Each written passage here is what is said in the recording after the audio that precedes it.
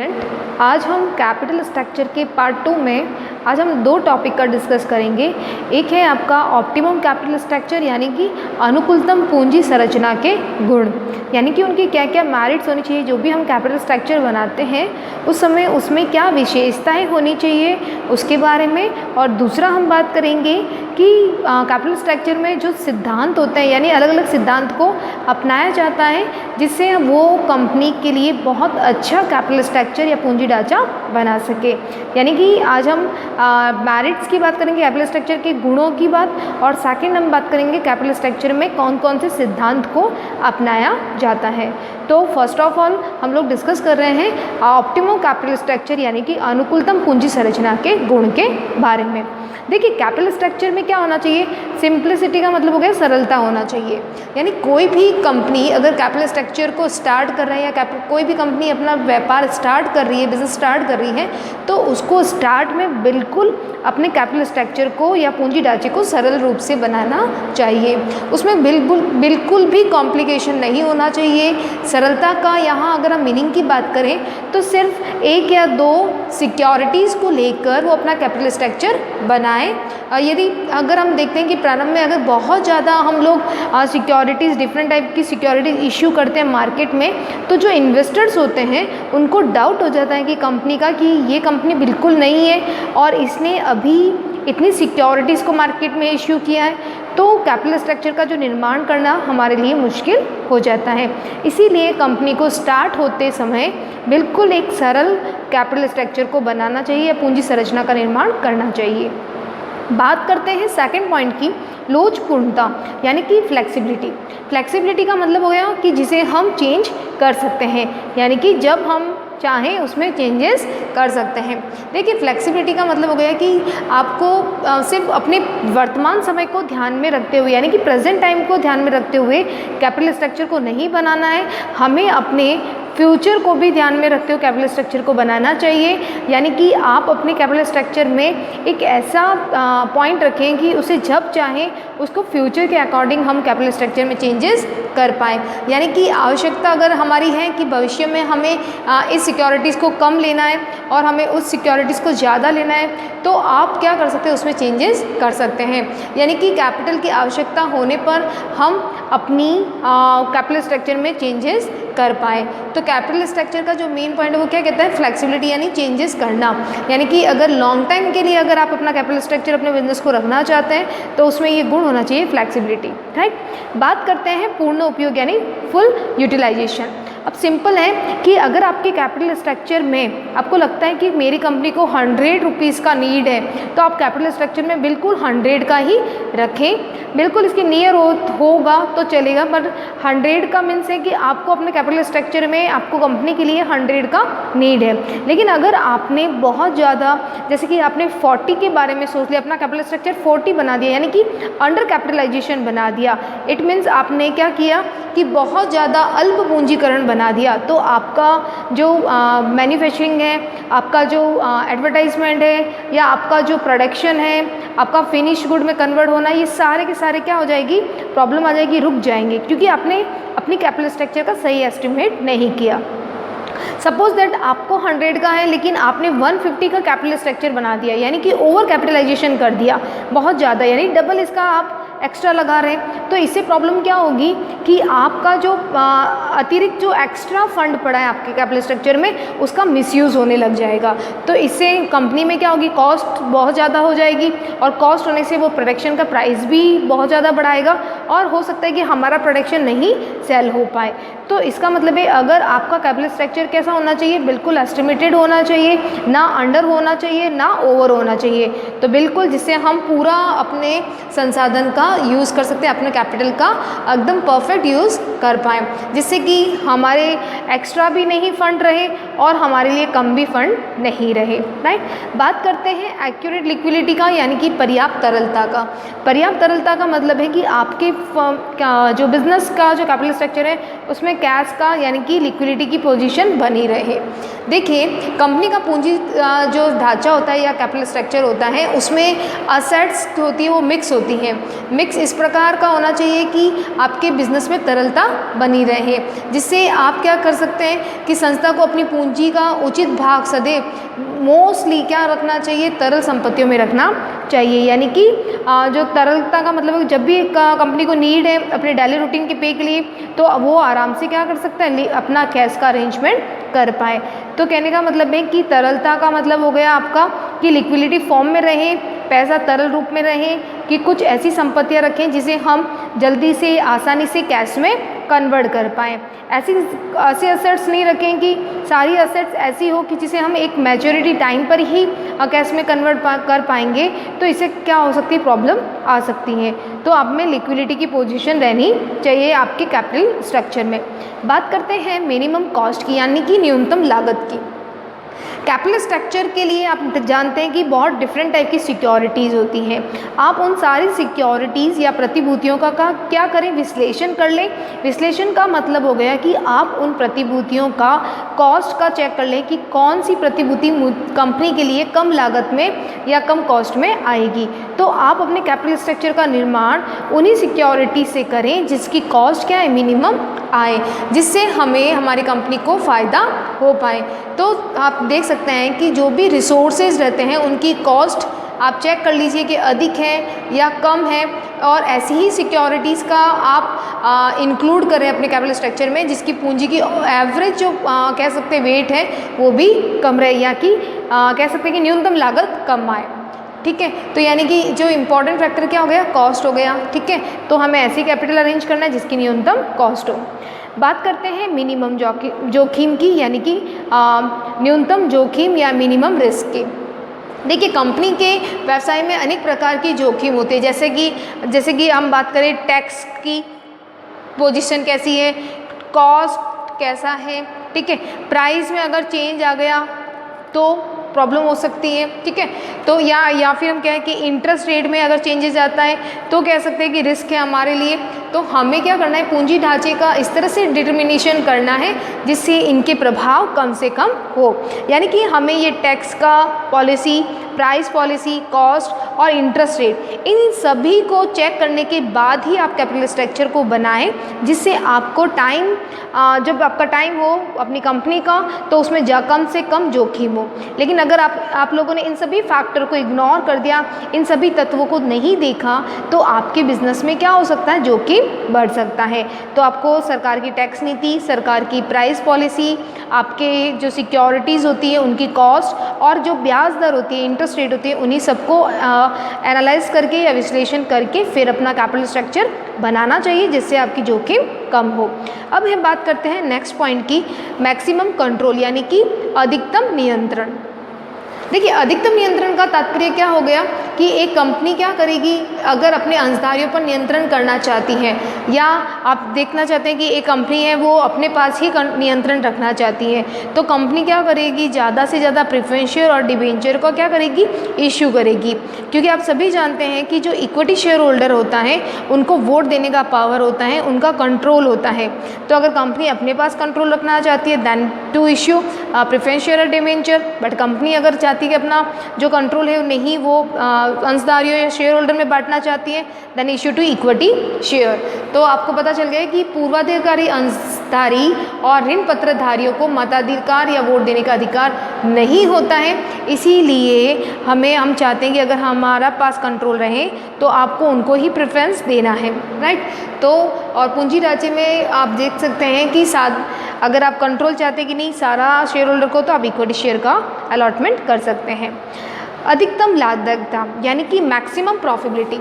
अब सिंपल सा है कि किसी भी व्यवसाय या किसी भी संस्था की बात करें तो अगर एक आइडियल कैपिटल स्ट्रक्चर बना दिया जाए, एक अच्छा कैपिटल स्ट्रक्चर बना दिया जाए, तो उससे बिजनेस को क्या होगा, बिजनेस की प्रॉफिटेबिलिटी बढ़ेगी। तो लाभदायकता व्यवसाय के प्रबंधन की कुशलता पर निर्भर करती है। यानी कि जो ये प्रॉफिटेबिलिटी होती है ना, ये किस पे डिपेंड करती है, एफिशिएंसी पे।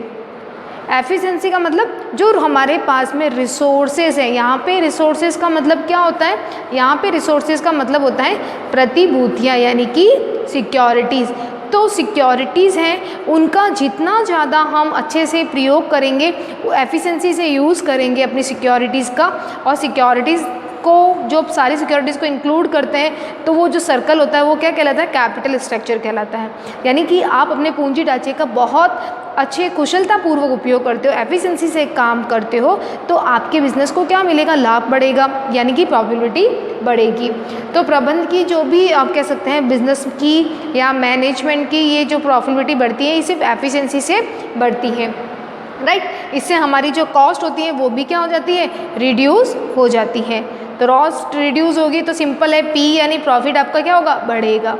तो कहने का मतलब है 8 पॉइंट हमने देखे, क्या से थे, पूंजी ढांचे को बनाते समय जो आवश्यक गुण होते हैं, यानी आप कैपिटल स्ट्रक्चर जो अपनी कंपनी का बना रहे हो उसमें क्या क्या ये 8 जो है वो गुण होने चाहिए। तो आपका कैपिटल स्ट्रक्चर जो है वो बहुत अच्छा बनेगा ताकि बिजनेस को प्रॉफिट हो पाए। बात करते हैं हमारे एक नए टॉपिक का जो कि बहुत ही इम्पॉर्टेंट है, यानी कि कह सकते हैं suitable pattern of capital structure, यानी पूंजी संरचना के उपयुक्त प्रतिरूप संबंधी सिद्धांत। यानी कि जो कैपिटल स्ट्रक्चर आप बनाते हो उस समय कुछ ऐसी प्रिंसिपल्स, ऐसे आप कह सकते हैं थ्योरीज का आपको ध्यान रखना है जिससे आपके कैपिटल स्ट्रक्चर के लिए कोई भी प्रॉब्लम नहीं आए, राइट। तो सबसे पहले बात करते हैं हम कॉस्ट प्रिंसिपल्स की, यानी कि लागत सिद्धांत की। देखिए आप सभी जानते हैं कि डिबेंचर को यानी कि ऋण पत्र को क्या बताया गया है, सबसे सस्ता, चीपर बनाया गया है, सस्ता बताया गया है। क्योंकि आप सभी जानते हैं कि जो डिबेंचर होता है उस पर इंटरेस्ट रेट क्या होती है, बिल्कुल निश्चित होती है, यानी कि सर्टन होगी, निश्चित इनकम आपकी कह सकते हैं, इंटरेस्ट निश्चित होती है, ठीक है। और दूसरा ये है कि जब हम इनको इंटरेस्ट देने के बाद जो रिमेनिंग बचता है आपका प्रॉफिट, उसको हम शेयर होल्डर को देते हैं, और शेयर होल्डर को देने के बाद में आपका क्या होगा, शेयर होल्डर को देंगे आप, तो इससे शेयर होल्डर को मार्केट में जैसे ही टाइम पे डिविडेंड मिलेगा तो वो हमारे मार्केट की गुडविल को भी बढ़ाएगा। तो देखिए यहाँ जो मेन है इसके 2 फैक्टर हैं कि ये सस्ता क्यों होता है। तो पहली बात है कि जो भी इंटरेस्ट होता है वो हमेशा डिविडेंड से कम होता है। देखिए डिबेंचर सस्ता क्यों है, क्योंकि जो इंटरेस्ट होगा वो कंपैरिजन डिविडेंड के क्या होता है, कम होता है। पहला पॉइंट तो ये कि सस्ता होने का कारण क्या है कि इंटरेस्ट कम होता है कंपैरिजन टू डिविडेंड के, राइट। दूसरी बात करें कि ये जो इंटरेस्ट होता है उसको क्या माना जाता है, डिडक्टेबल एक्सपेंसेस, यानी कि कटौती योग्य खर्च माना जाता है। क्योंकि आप जानते हैं कि टैक्स को लेस करने से पहले हम इंटरेस्ट को क्या करते हैं, डिडक्ट करते हैं, वो एक एक्सपेंसेस माना जाता है, इसीलिए क्या होता है हमारे लिए सस्ता होता है। तो डिबेंचर का सस्ता होने के 2 कारण हैं, एक तो डिबेंचर की जो इंटरेस्ट रेट होती है वो डिविडेंड से कम होती है, एक रीज़न ये, और दूसरा क्या है कि इसके टैक्स व्यू से अगर हम देखें, टैक्स के दृष्टिकोण से, तो ये इसको क्या माना गया है, एक कटौती योग्य खर्च, क्या माना है, एक्सपेंसेस माना है, जो कि टैक्स को घटाने से पहले ही हम इंटरेस्ट को लैप्स करते हैं, इसीलिए क्या माना है, ये सस्ता माना है डिबेंचर को। तो आपको ये ध्यान रखना है कि जब हम लाभांश का भुगतान कर लगाने के बाद बची हुई आय में से करते हैं, आपको पता है डिविडेंड क्या करते हैं, जैसे कि हमारा कोई भी प्रॉफिट हुआ है तो हम पहले इंटरेस्ट लेस करते हैं, ठीक है। इंटरेस्ट लेस करने के बाद आप क्या करोगे, जो भी रिमेनिंग टैक्स होगा, टैक्स लेस करने के बाद आप क्या करते हो, डिविडेंड का लेस करते हो।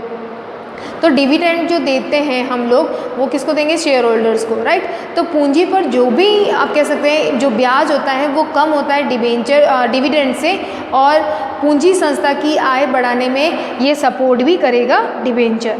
तो कहने का मतलब है कि आप किससे लेंगे, अधिकतर आप अपना जो कॉस्ट की व्यू से देखेंगे तो डिबेंचर इट्स अ फेवरेबल। इसका रीज़न क्या है, क्योंकि ये सस्ता है। क्यों सस्ता है, उसके 2 रीज़न आपको बता दिए, एक तो कम है, डिविडेंड से कम होता है, और दूसरा क्या है कि टैक्स एक्सपेंसेस के रूप में माना गया है, ठीक है।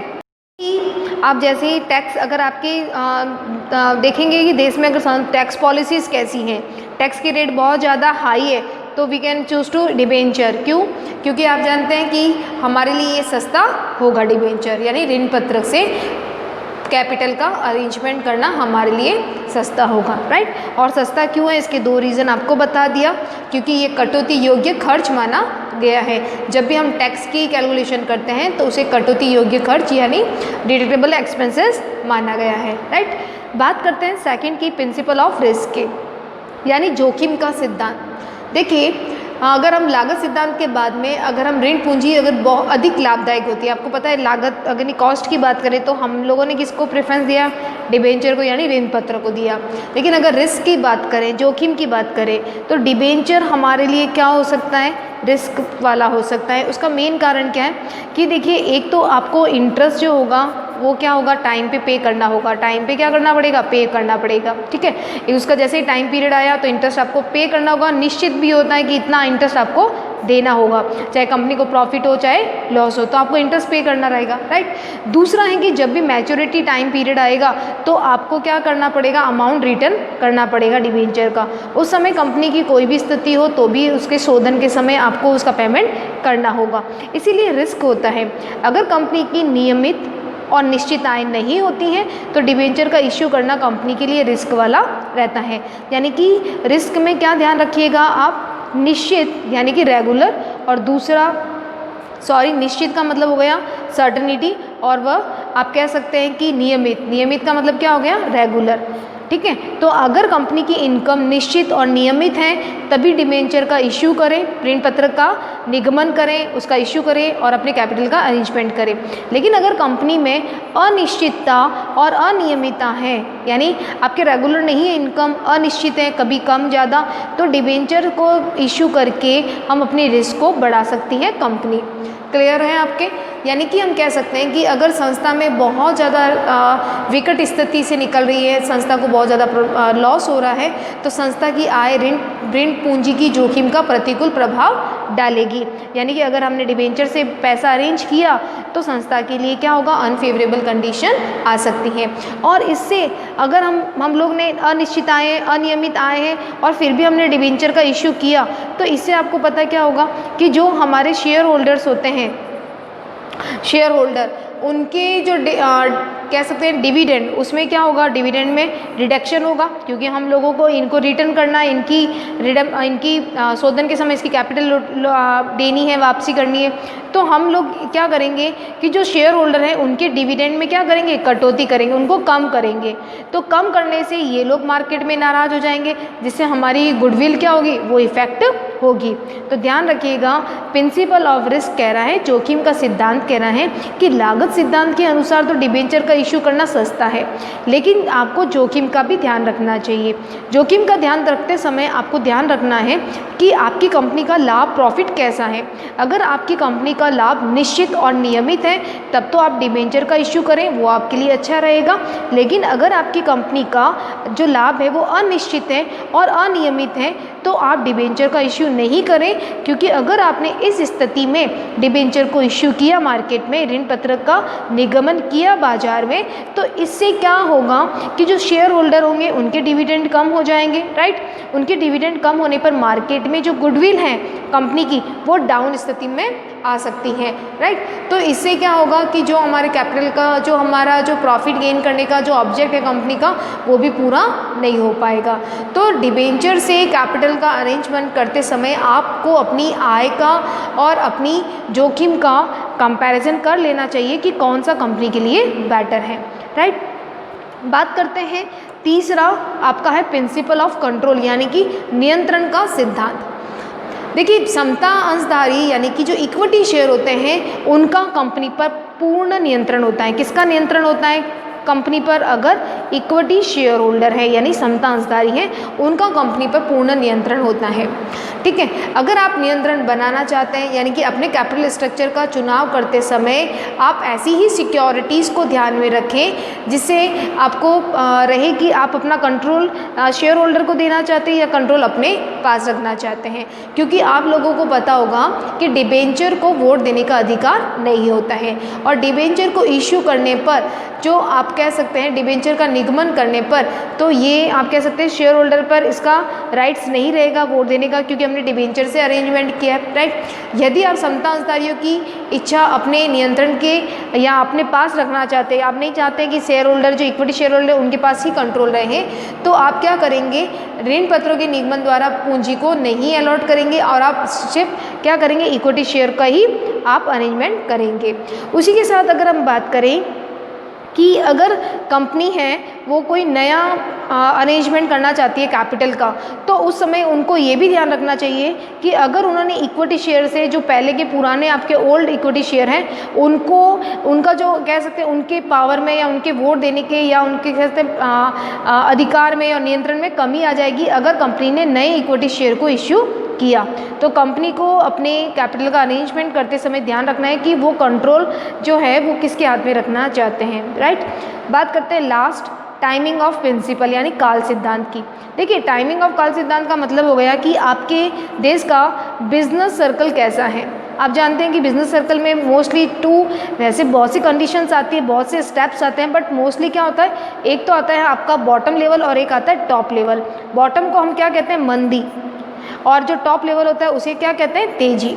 सिंपल है कि जब मार्केट में बहुत ज़्यादा तेज़ी है, मार्केट में बहुत ज़्यादा कह सकते हैं बहुत चढ़ाव की स्थिति में है, तो वहाँ पे क्या होगा कि हर कोई व्यक्ति अपना इन्वेस्टमेंट करना चाहता है, हर कोई व्यक्ति अपना पैसा लगाना चाहता है फ़ायदे लेने के लिए।